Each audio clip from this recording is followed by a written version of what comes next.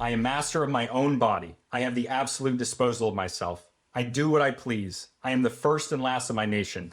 I fear no man, and I depend only upon the Great Spirit, whereas your body as well as your soul are doomed to a dependence upon your great captain, the king. Your viceroy disposes of you. You had not the liberty of doing what you had a mind to. That was Candy Runk, 17th century Huron chief and arguably an Enlightenment philosopher. This is the Illegitimate Scholar podcast, where we think that our culture is in crisis and we don't trust woke universities to explain how and why. In this podcast, you'll hear stories about history, anthropology, culture, and geopolitics that'll make you rethink what you learned in school. I'm Sam, and I quit teaching history in a traditional sense because I loved the content, but I hated the limitations on how and what I could teach. So today, how did Native American philosophers influence the ideas of the Enlightenment and the Founding Fathers? Academia often just chooses evidence to ignore if that evidence is inconvenient to them. This episode and all my episodes are about things that academia ignores. Wouldn't it make sense that living next to Native Americans for hundreds of years, the Europeans would have been influenced by them? Today, I'm going to share evidence with you that the Native Americans did influence the Europeans. And at the end, I'm going to explain why the Native Americans of the East Coast were specifically situated to have this philosophy based on their government system. Thanks for listening, and please join my Discord, link is below, for all these sources, graphics, and discussion of this podcast. So Native Americans had a lot of influence on the founding documents and the philosophies of the United States and American culture, which the founding documents of the U.S. are American culture. So the Native Americans had a profound effect on American culture, probably in more ways than you think. To start, I'm going to go through a quick round of influences that we have in some of the documents. The Haudenosaunee people have this specific form of government called the Great Law of Peace. And I'm going to go through the specifics of the Great Law of Peace in another episode. So I'm not going to go into it too much today, but it was like a type of democracy, or it had democratic elements to it. And this was a big influence on the founding documents of the U.S. So speed round of influences for the founding documents and father. Benny Franklin, a little fucking pervert himself. Guy who loved dirty women's underwear. I didn't make that up. That's history. I'm not going to teach you that in fucking high school. He wrote in private letters and publicly stated that he was personally influenced by the Iroquois. And it's no surprise that Benjamin Franklin was influenced by the Iroquois, because in the 1740s, the Iroquois were telling the colonists that the colonists should form together into a confederation like the Iroquois have. You're going to hear more about that in an episode that I do on this in the future. And then in the 1750s, when the Albany Conference happened, which was an attempt by Great Britain, and there was discussion of making a larger union, except it would have the Great Britain controlling it and not the colonists themselves. There were actually 200 Iroquoian people present, which implies that since they were brought to a major diplomatic event, that they were not only viewed as contemporaries, but that their influence and their opinions were valued. I think that's fair to say.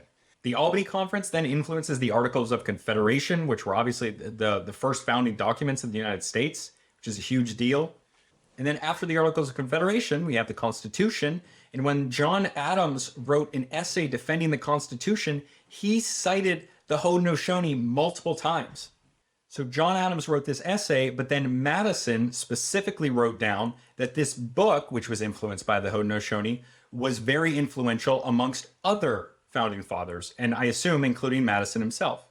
And Thomas Jefferson wrote in 1782 that American Indians in the East living in small societies never submitted themselves to any laws, to any coercive power, or any shadow of government. Some high praise from like the king of American liberty himself. Like, where else does living in small society, like, what else does living in small societies remind you of who are not bothered by government? I mean, that's Thomas Jefferson's yeoman farmer idea.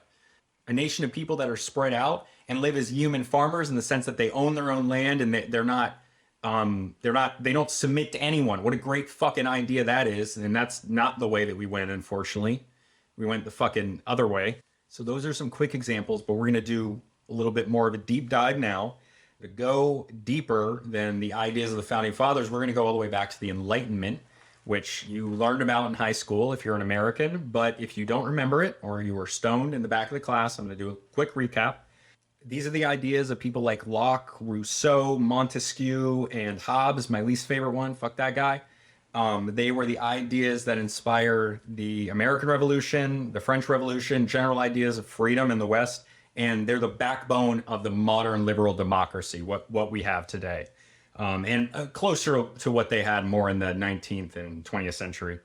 But more importantly, for what we're doing today, is what led up to the Enlightenment. And when does the Enlightenment start? It starts in about the 17th century. And this is after a few centuries of contact with North America. So like the question would be like, why doesn't the Enlightenment happen in the 13th or the 11th century? And, obviously correlation is not causation, but there is a relationship between the changes that occur when 1492, when East and West meet and there begins a cultural exchange, that there is a possibility that Native American ideas did influence the Enlightenment.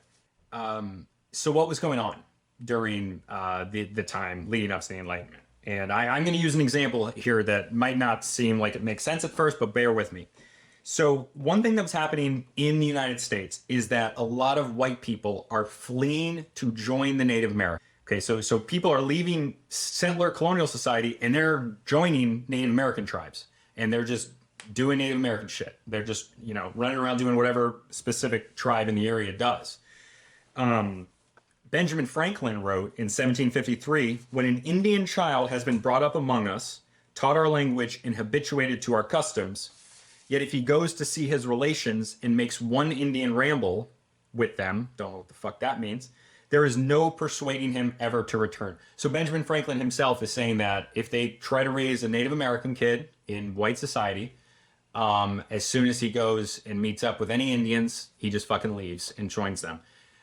It must be a pretty compelling life, right? 1782, some guy, Hector de Crevecoeur, didn't pronounce it right, but it's French, so I don't give a shit. Thousands of Europeans are Indians, and we have no examples of even one of those Aborigines having, from choice, become European. So what he's saying is that there are thousands of examples of white people joining the Native Americans, but there's no examples of the reverse. He could have been wrong, but I couldn't find an example of the reverse. And I found there are a lot of examples of white people. I mean, Benjamin Franklin is fucking talking about it. There's got to be enough of them, right?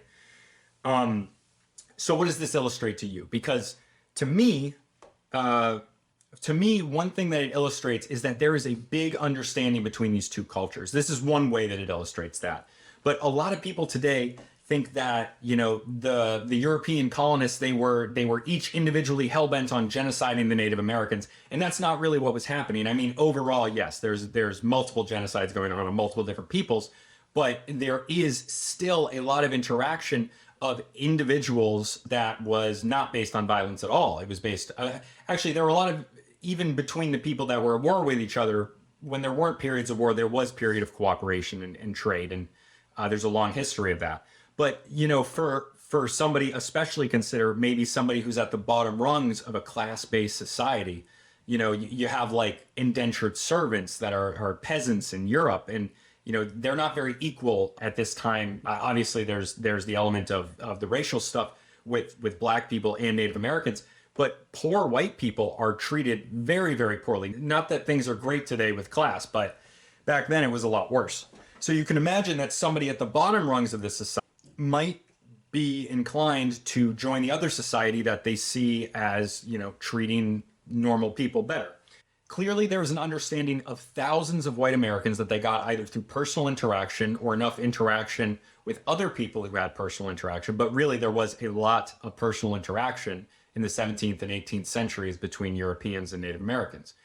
They found either through personal interaction or through credible knowledge that they were willing to upend their lives and join the Native Americans. And we're not talking about a few examples, we're talking about thousands.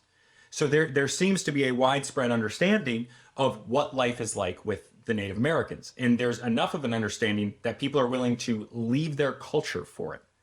They weren't running to Native American tribes out of ignorance. They understood intimately what was going on.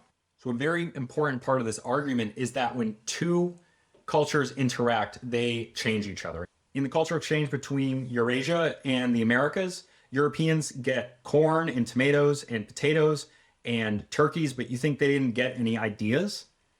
Why not? The Europeans in New England used Algonquin-style canoes. And the Algonquin canoes were altered when Europeans showed up using some European methods. There's exchange going both ways of cultural ideas. There's so many examples in history of cultures using examples of other cultures and adapting them to their own needs and their own culture.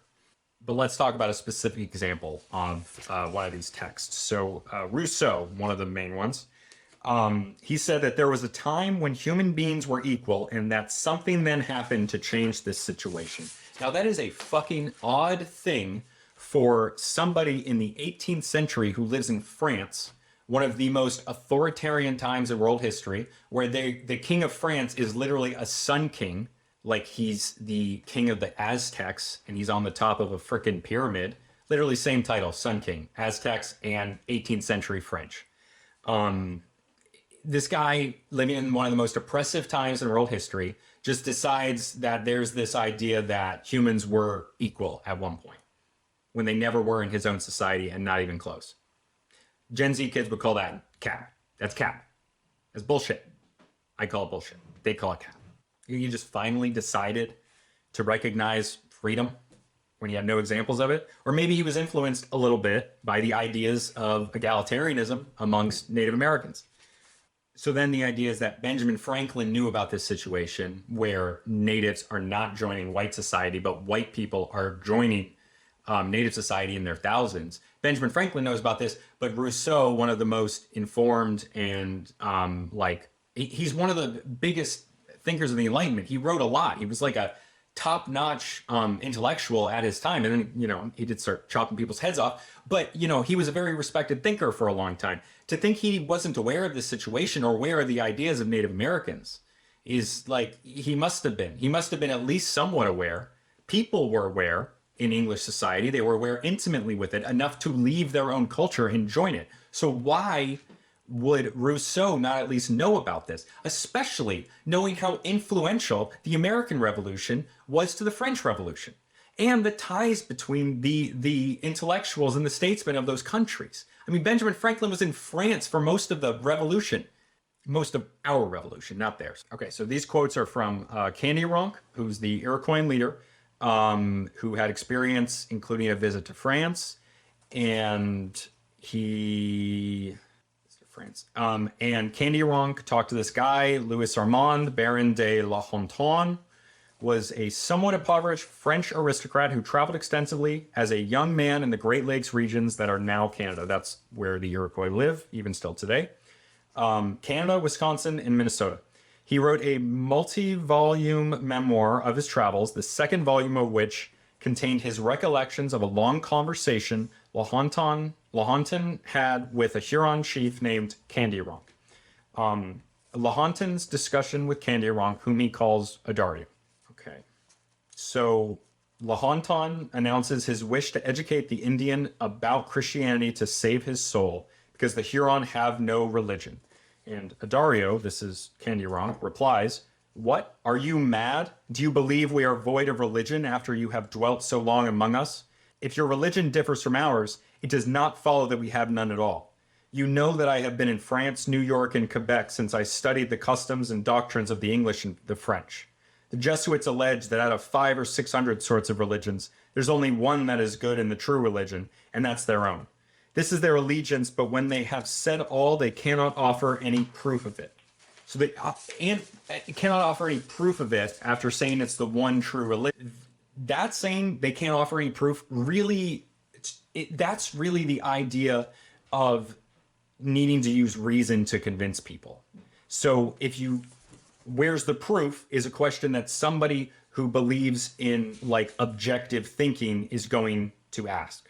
For these 50 years, the governors of Canada have still alleged that we are subjects to the laws of their great captain, that's the king.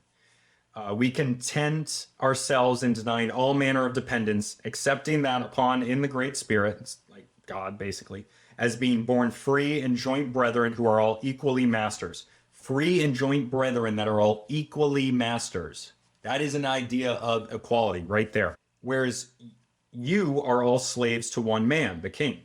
Pray tell me what authority or right is the pretended superiority of your great captain grounded upon? Did we ever sell ourselves out to that great captain? Were we ever in France to look after you? 'Tis you that come hither to find out us. Who gave you all the countries that you now inhabit? By what right do you possess them? They always belonged to the Algonquins before. In earnest, my dear brother, I'm sorry for you from the bottom of my soul. Take my advice and turn Huron, for I see plainly a vast difference between your condition and mine. So he's telling him, like, hey man, your stuff sucks. Basically, he calls him a slave because he says everyone's a slave to the king. And he's French, so he's a slave to the king. He's like, why does he think he's better than us? We never sold ourselves to him. Again, he argues with reason. This is probably my favorite one. I am master of my own body. I have the absolute disposal of myself. I do what I please. I am the first and last of my nation. I fear no man, and I depend only upon the Great Spirit, whereas your body as well as your soul are doomed to a dependence upon your great captain, the king. Your viceroy disposes of you. You had not the liberty of doing what you had a mind to. You're afraid of robbers, false witnesses, assassins, and you depended upon an infinity of persons whose places have raised them above you. Is it true or not? Are these things either improbable or invisible? Ah, my dear brother, you see plainly that I am in the right of it, and yet you choose rather to be a French slave than a free Huron. So he tells him, hey, I'm winning this argument. I'm using reason and logic. Like I'm fucking Huron Ben Shapiro, and I'm winning it. So like, but why are you still choosing to be a slave? Well, he literally calls him a slave now rather than a free Huron. Why are you a French slave? Well, Honton insists that the French laws are just and reasonable. I protest I don't understand one word of what you have said, for I know the contrary of what you say to be true, and those who informed me so of the judges are men of undisputed honor and sense. Honor and sense, that's what he uses to praise somebody. He says they have sense. Again, it's coming back to him making arguments. But if nobody had given me any such information, I am not so dull-pated as not to see with my own eyes and injustices of your laws and your judges. Remember, this guy went to France. I'll tell you one thing, my dear brother. I was a-going one day from Paris to Versailles, and about halfway, I met I don't know what the fuck that is. A boy that was going to be whipped for having taken partridges and hares with traps. Between Rochelle and Paris, I saw another that was condemned to the galleys. Means being a slave on a ship. Really sucks. You just row till you die. For having a little bag of salt about him. These poor men were punished by your unjust laws for endeavoring to get sustenance to their families. In earnest, we should have a fine time of it if we offered to punish one of our brethren for killing a hare or a partridge.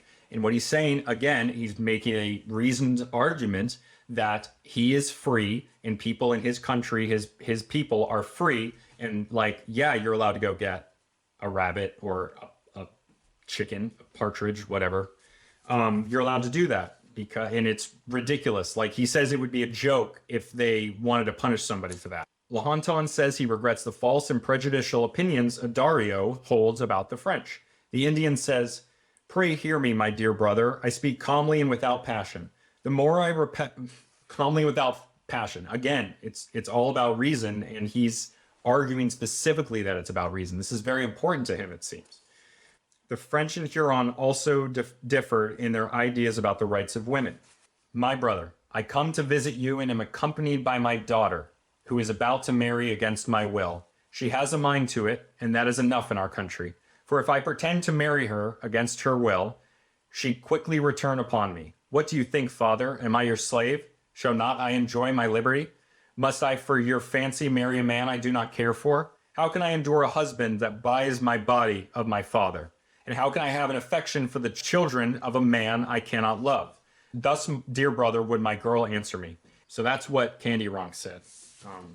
So again, women, so this is rested upon like what the woman wants. If she doesn't want to marry a guy, she doesn't have to. And it seems like it's implied in this society that people have the freedom to choose what they want to. And it even applies to women, which is something that's not true of European society at the time. The key to this to me is that most Eastern Native Americans are led by big men.